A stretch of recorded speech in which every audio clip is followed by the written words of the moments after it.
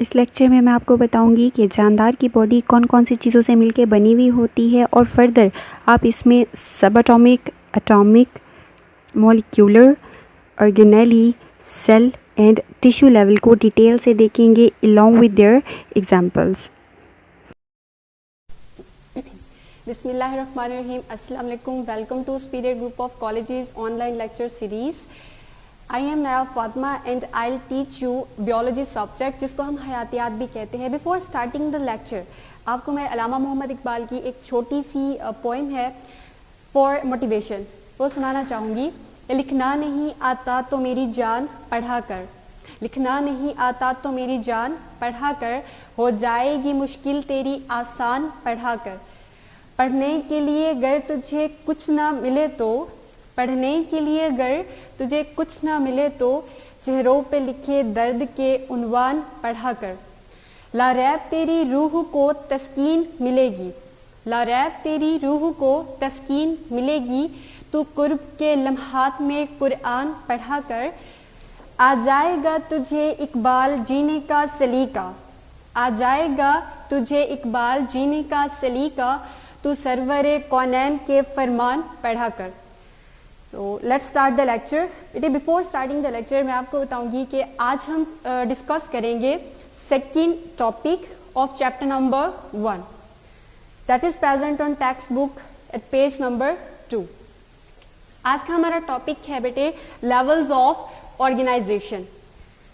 Organisation के कितने levels होते हैं। लेवल्स बताने से पहले आपको मैं छोटा सा कॉन्सेप्ट देना चाहूंगी कि ऑर्गेनाइजेशन का मतलब होता है किसी भी चीज के अंदर चीजों का एक तरतीब के साथ सेटअप या फिर उनकी स्टेजेस। फॉर एग्जाम्पल एक लाइब्रेरी है, लाइब्रेरी के अंदर बहुत सारी बुक्स होती हैं, बुक्स के अंदर आपको बहुत सारे सफ़हात पेजेस मिलते हैं, उन पेजेस पर बहुत सारे अल्फाज होते हैं और उन अल्फाज वो जो सारे होते हैं वो सारे के सारे हरूफ पर मुश्तमिल होते हैं। तो ये सारी स्टेजेस हैं लाइब्रेरी की ऑर्गेनाइजेशंस की। तो सिमिलरली हमारी बॉडी उसमें भी स्टेजेस होती हैं, लेवल्स होते हैं चीज़ों की ऑर्गेनाइजेशन के। तो लेवल्स ऑफ ऑर्गेनाइजेशन मेजर होते हैं 2। एक को हम कहते हैं बायो एलिमेंट और एक को हम कहते हैं बियोलॉजिकल ऑर्गेनाइजेशनल लेवल। एक को हम क्या कहते हैं बायो एलिमेंट और एक को हम कहते हैं बियोलॉजिकल ऑर्गेनाइजेशनल लेवल। अब सारे जानदार जितने भी होते हैं इस वर्ल्ड के अंदर उनकी बॉडी जिसको हम कहते हैं बॉडी ऑफ ऑर्गेनिजम्स, उनमें हो रहे होते हैं रिएक्शंस जिनको हम कहते हैं मेटाबॉलिक रिएक्शंस। अब मेटाबॉलिक रिएक्शन का मतलब होता है चीजों का टूटना और फिर वापस बनना।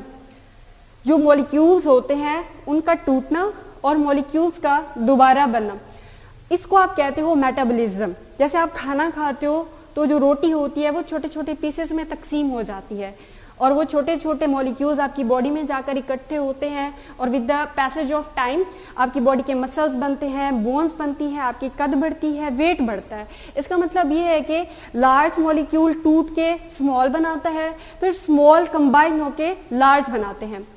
तो वो जो मॉलिक्यूल्स हैं एक्चुअल में वो क्या होते हैं? Formation and breakage of molecules that is metabolism and molecules are composed of elements. जो मॉलिक्यूल्स होते हैं वो छोटे छोटे एलिमेंट्स पर मुश्तमिल होते हैं। और एलिमेंट्स क्या होते हैं बेटे? एलिमेंट्स डिफरेंट काइंड्स के होते हैं। अगर वो जानदार की बॉडी के अंदर हैं तो उनको हम कहते हैं बायो एलिमेंट्स।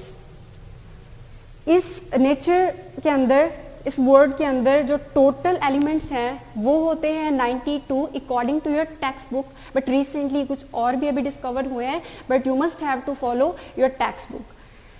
उसके बाद ये है कि हमारे पास जो बायो एलिमेंट्स हैं, टोटल एलिमेंट्स नेचर के अंदर 92 होते हैं और वो बायो एलिमेंट्स जो कि किसी भी जानदार की बॉडी के अंदर होते हैं या उस बॉडी का हिस्सा बनाते हैं वो होते हैं 16।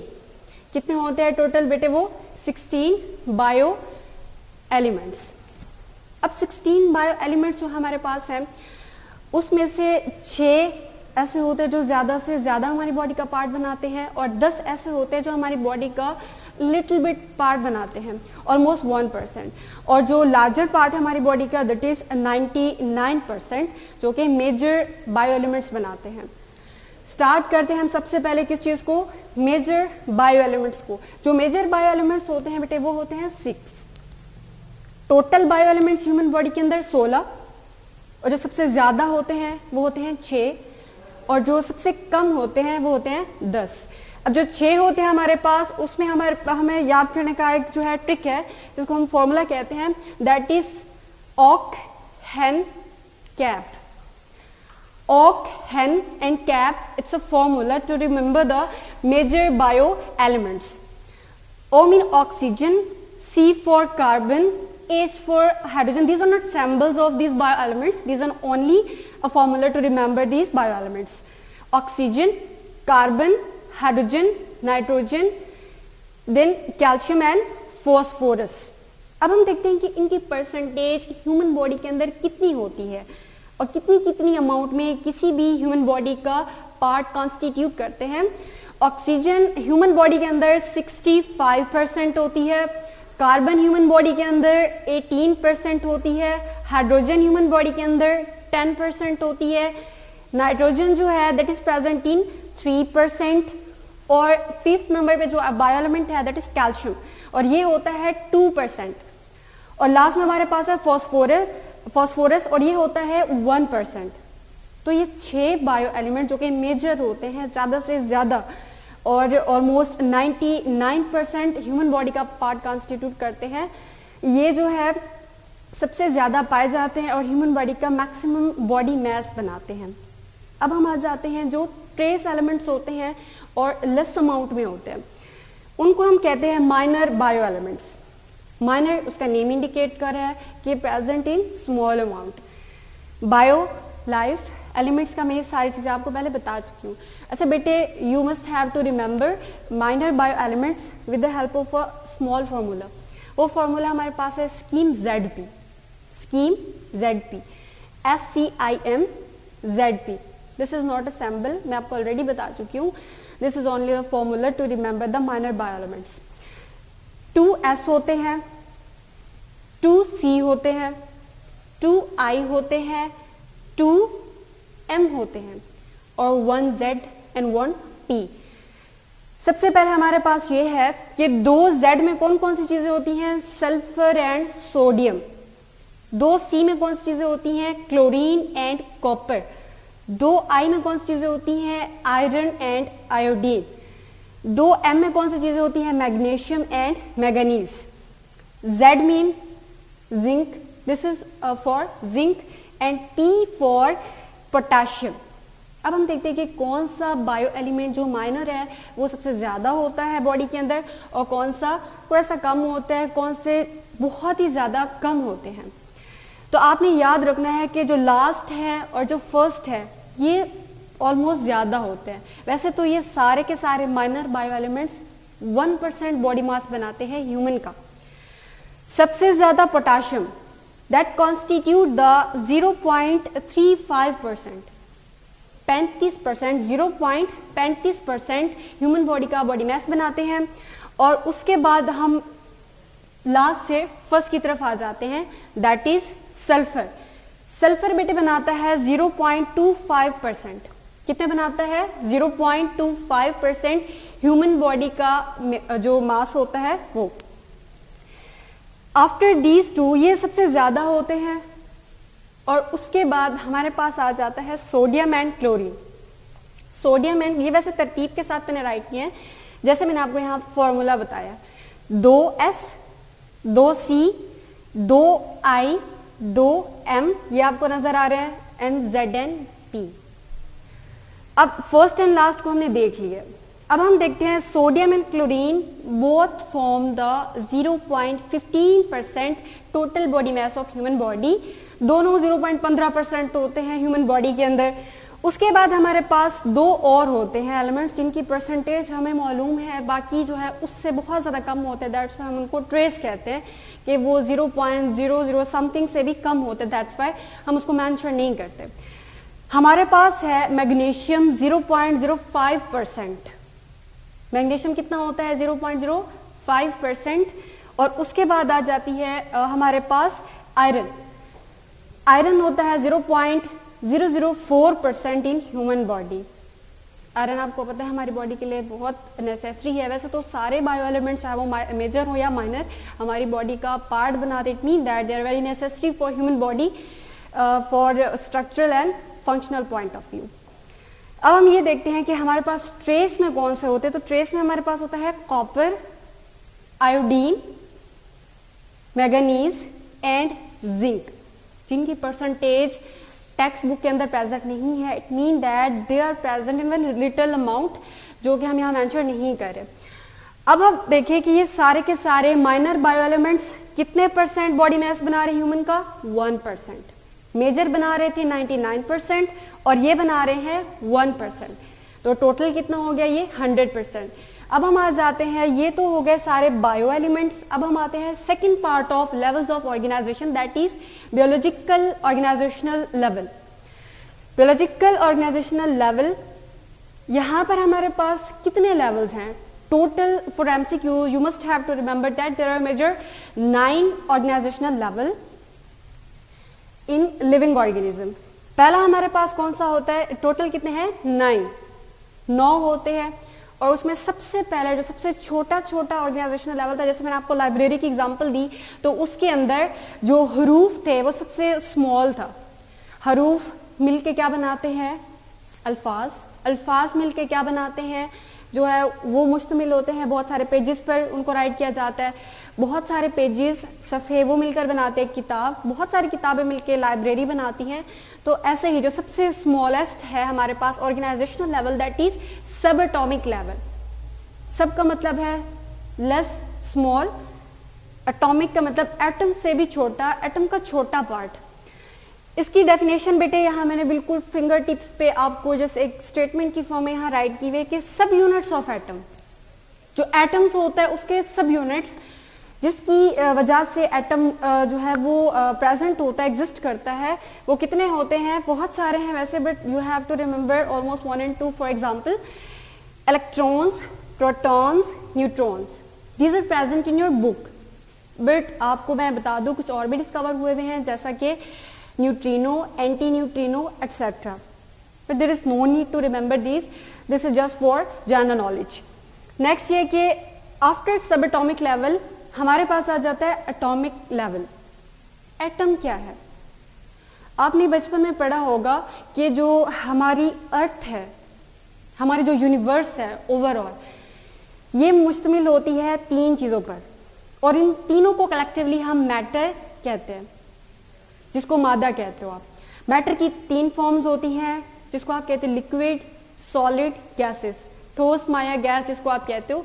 तो वो सारी की सारी फॉर्म्स इस यूनिवर्स के अंदर, ईच एंड एवरीथिंग, उसमें जो सबसे छोटा यूनिट होता है आफ्टर सब atomic level, that is atomic level. सारी चीजें किस चीज पर मुश्तमिल होती हैं? एटम पर। चाहे वो आपके घर में कुर्सी है, आपकी बॉडी है, आपके घर में कोई भी चीज है, that should be contain atom. और एटम के अंदर लाजमी तौर पे क्या होंगे? सब एटॉमिक जो है पार्टिकल्स। अब हम देखते हैं कि what is the proper definition of atom. Atom को हम कैसे डिफाइन करते हैं? It is smallest particle of an element और अ मैटर। मादा का मैं आपको बता चुकी हूं कि इस मादा का सबसे छोटा जो यूनिट होता है उसको आप क्या कहते हो? That is atom. एटम की एग्जांपल्स वैसे तो बहुत सारी है, तो हम देखते हैं जस्ट 2 to 3। कार्बन, उसका सिंबल है C। Next oxygen, symbol is O। Third hydrogen, symbol is H। इसके अलावा बहुत सारे दूसरे होते हैं, नाइट्रोजन है, क्लोरीन है, ऑलमोस्ट 92 एलिमेंट्स हैं, तो उनके सिंबल्स होते हैं। अब हम देखते हैं कि एटम्स मिलके क्या बनाते हैं।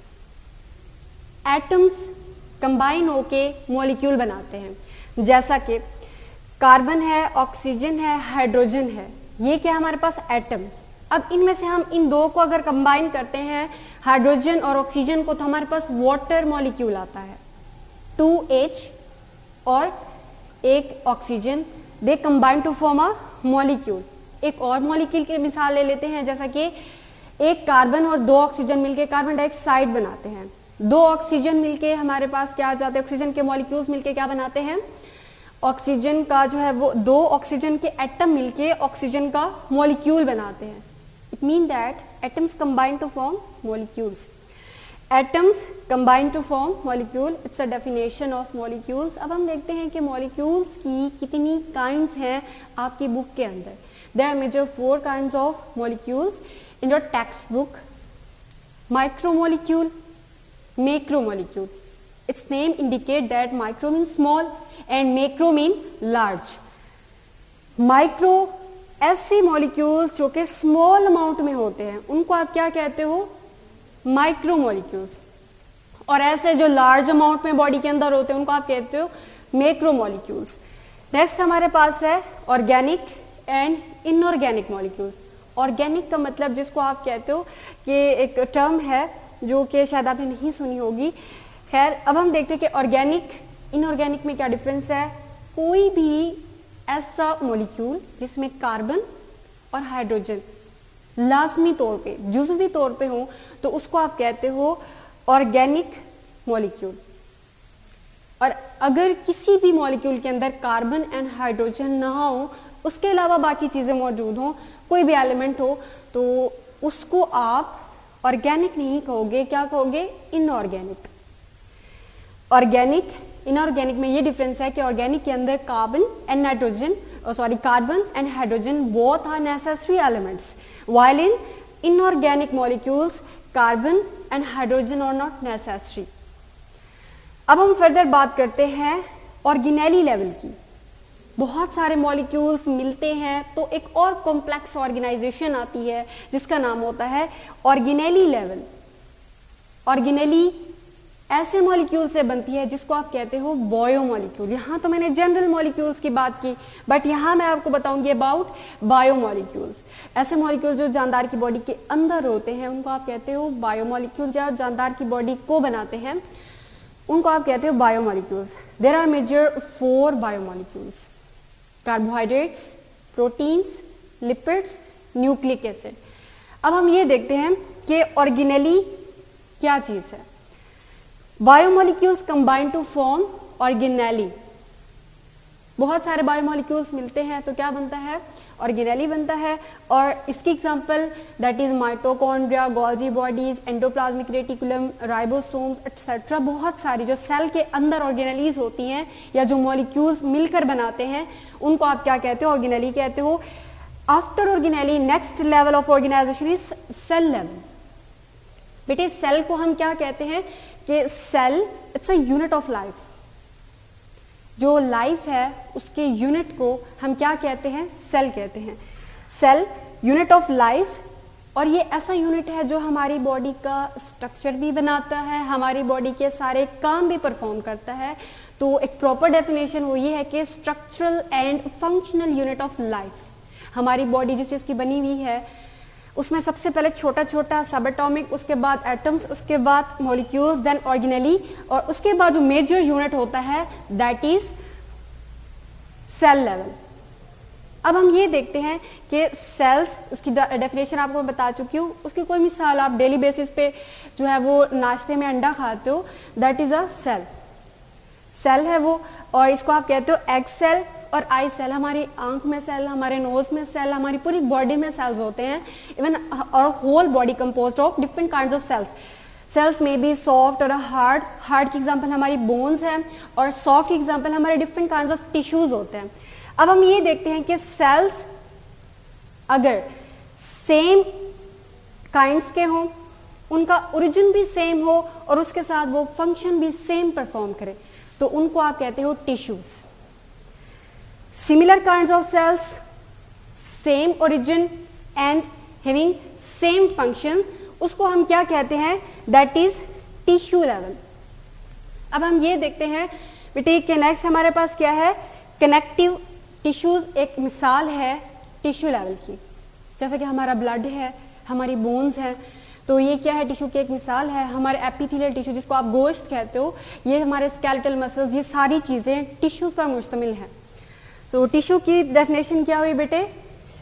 कि बहुत सारे similar sales with same origin and performing the same function, उनको हम क्या कहते हैं? टिश्यू कहते हैं। मिसाल मैंने आपको बता दी है, कनेक्टिव टिश्यू जिसको हम ब्लड कहते हैं। This is all about our lecture. Hope so बेटा आप लोगों ने अंडरस्टैंड किया होगा। तो wish you good luck. Thank you so much for your concentration. Take care of yourself. Allah Hafiz.